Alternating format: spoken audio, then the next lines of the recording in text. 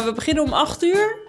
Dan komen ook alle vrijwilligers binnen. Van schoonmaken bij de dieren, voeren, aandacht geven. En 's middags zijn we open voor publiek. Dan komen er mensen kijken voor dieren of dieren brengen. Het leukste vind ik denk ik dat je echt iets betekent voor de dieren. De dieren die hier binnenkomen hebben je nodig. Die komen hier met allerlei verschillende redenen. Die dieren hebben jou nodig om weer beter te worden. En het mooiste is dan dat je ziet dat dat gebeurt. En dat je ze echt heel goed kan helpen. En dat ze dus ook weer een nieuwe toekomst tegemoet gaan met nieuwe eigenaren. Ja, we hebben wel een paar hele onverwachte dieren gehad. We hebben wel eens een python op de balie gekregen. Een tropische spin. Een hangbuikzwijntje. Er kan van alles binnenkomen. Ik denk dat je goed moet beseffen, het is ook heel veel met mensen werken. Maar dat is denk ik overal in de dierenwereld. De dieren kunnen niet spreken. Jij spreekt voor de dieren. Dus werken met dieren is automatisch ook heel veel werken met mensen. En dat moet je allebei leuk vinden, want anders wordt het lastig. Maar dat als je het doet, het is soms heel zwaar, maar het is ook heel mooi werk om te doen. Op basis van deze of jouw factoren krijgt het beroep een